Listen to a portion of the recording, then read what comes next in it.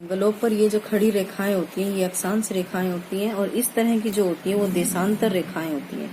तो ये अक्षांश रेखाएं हैं और ये देशांतर रेखाएं हैं। अक्षांशों पर मार्च में रिकॉर्ड किया जाता है। मार्च में दक्कन का पठार का उच्च तापमान लगभग 38 डिग्री सेल्सियस होता है। दक्कन का पठार अपने यहाँ एक जगह का नाम है, ये मैप भरवाएंगे तब क्लियर कर देंगे। अप्रैल में मध्य प्रदेश एवं गुजरात का तापमान लगभग 42 डिग्री सेल्सियस होता है। मई में देश के उत्तर पश्चिम भाग का तापमान सामान्यतः 45 डिग्री सेल्सियस होता है। ये आपको पता होगा कि इसमें हमारे मैप में ये जो है ये गुजरात है और यहाँ पर ये राजस्थान है, जयपुर जो है, और यहाँ पर ये गुजरात है। तो यहाँ का जो गुजरात और राजस्थान का टेम्परेचर है, तो उत्तर दक्षिण पश्चिम का जो भाग है ये सबसे ज्यादा गर्म होता है। यहाँ पर 45 डिग्री सेल्सियस तक तापमान नोट किया गया है। प्रायद्वीपीय भारत में समुद्री प्रभाव के कारण तापमान कम होता है। प्रायद्वीपीय यानी कि ये जो हमारा ये वाला जो एरिया है, ये तट के पास का जो एरिया है, यहाँ पर ये समुद्र होने के कारण यहाँ पर अरब सागर है, यहाँ हिंद महासागर है और यहाँ पर बंगाल की खाड़ी है। ये हर जगह से पानी से भरा हुआ है। और यहाँ का मौसम कैसा होगा ये आपको पता है, नॉर्मल रहेगा। प्रायद्वीपीय भारत में समुद्री प्रभाव के कारण तापमान कम होता है। देश के उत्तरी भाग देश का जो दिल्ली, हरियाणा, राजस्थान जो है ये उत्तरी भाग में है, राजस्थान का कुछ एरिया। ग्रीष्म काल में तापमान में वृद्धि होती है। ग्रीष्म काल यानी गर्मियों में तापमान बढ़ जाता है तथा वायु दाब में कमी हो जाती है। वायु दाब में कमी होती है, हवा गर्म होकर ऊपर उठ जाती है, तो वहां का वायु दाब कम हो जाता है। जब वायु ठंडी होती है तो उसमें वायु दाब ज्यादा होता है क्योंकि हवा नीचे बैठ जाती है। मई के अंत में उत्तर पश्चिम में थार के रेगिस्तान से लेकर पूर्वी एवं दक्षिण पूर्व में पटना तथा छोटा नागपुर पठार तक एक कम दाब का लंबवत क्षेत्र उत्पन्न होता है। पवन का परिसंचरण इस गर्त के चारों ओर आरंभ होता है। यानी कि ये कह रहे हैं कि जो छोटा नाग, इन्होंने कुछ स्थान के नाम बताए हैं, यहाँ पर जो है वो दाब लंबवत होता है। इन्होंने इसमें यही कहा है। आगे देखिए लू का हम सबको पता है, लू क्या होती है। ग्रीष्म काल का एक प्रभावी लक्षण है ये लू। गर्म हवाएं होती हैं, शुष्क होती हैं, जो दिन के समय चलती हैं। कई बार तो शाम के समय या रात को भी 1-2 बार जरूर चलती है क्योंकि गर्मी इतनी ज्यादा होती है। कभी कभी ये देर शाम तक भी चलती है। इस हवा का सीधा प्रभाव घातक होता है। कई बार आपने सुना होगा, कहते हैं लू लग गई, तो इसलिए कह रहे हैं कि इसका घातक प्रभाव होता है। उत्तरी भारत में मई महीने के दौरान सामान्यतः धूल भरी आंधियां आती है। ये देखा होगा आपने, आंधियां आती है। ये आंधियां अस्थायी रूप से होती, कुछ समय के लिए आती है, लेकिन ये टेम्परेचर को कम कर देती है। आपने नोट किया होगा, आंधी आने के बाद में अक्सर मौसम अच्छा हो जाता है तथा अपने साथ ठंडी समीर और हल्की वर्षा भी लेके आती है। इस मौसम में कभी कभी तीव्र हवाओं के साथ गरज वाली मूसलाधार बारिश भी होती है। इसके साथ प्राय हिमवृष्टि, यानी आपने देखा होगा ओलावृष्टि होती है, वो भी उसी टाइम में ही ज्यादा आती है।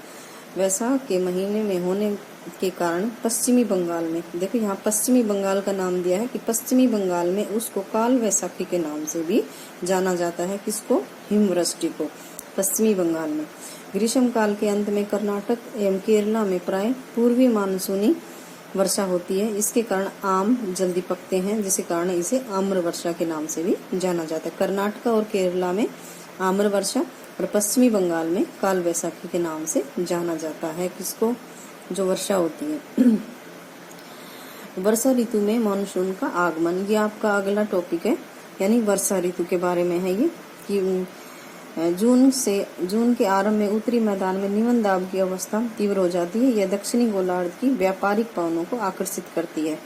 ये दक्षिणी पूर्वी व्यापारिक पवनें दक्षिणी समुद्र के उपोष्ण कटिबंधीय क्षेत्र, उपोष्ण कटिबंध क्षेत्र क्या होता है कि मान लीजिए ये हमारा ग्लोब है और इसकी ये जो बीच वाली रेखा है ये 0 डिग्री के ऊपर है, और इसके ऊपर का जो ये जो क्षेत्र है ये है हमारा उष्ण कटिबंधीय क्षेत्र, और ऊपर का जो एरिया है ये हमारा उपोष्ण कटिबंधीय क्षेत्र।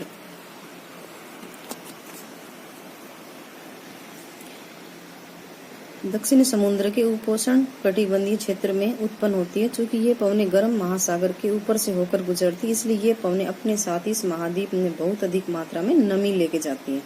ये पवनें तीव्र होती हैं, खूब तेज चलने वाली होती हैं और 30 किलोमीटर प्रति घंटे की औसत के वेग से चलती हैं।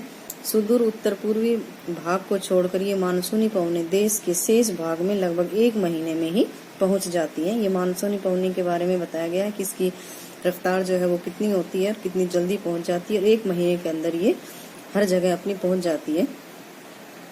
आगे है दक्षिण पश्चिम मानसून का भारत में अंतर्वाह यहाँ के मौसम को पूरी तरह परिवर्तित कर देता है। आपने देखा होगा कि जब भी मानसून आती है तो मौसम पूरा चेंज हो जाता है। इससे पहले बहुत ज्यादा गर्मी रहती है और जब मानसून जाती है तो सर्दियां शुरू हो जाती हैं। मौसम के आरंभ में पश्चिमी घाट के पवनमुखी भागों में भारी वर्षा लगभग 250 सेंटीमीटर से भी अधिक होती है। ये आपने देखा होगा कि भारत के कुछ ऐसे राज्य हैं जहाँ पर बारिश बहुत ज्यादा होती है, कुछ ऐसे हैं जहाँ पर बहुत कम होती है और कहीं कहीं ऐसे जहाँ बारिश थोड़ी बहुत ही होती है। ये इसमें हम लेसन में आपको बताएंगे। गुजरात में राजस्थान में बारिश कम होती है, लेह जो है वो वहाँ भी बारिश कम होती है, लेकिन जो हमारा मेघालय है वहाँ मौसिन राम में सबसे ज्यादा बारिश होती है। शायद विश्व में सबसे ज्यादा बारिश है यहाँ। इस मौसम की अधिकतर वर्षा देश के उत्तर पूर्वी भाग में होती है। कौन से मौसम की? मानसून की उत्तर पूर्वी भाग में होती है।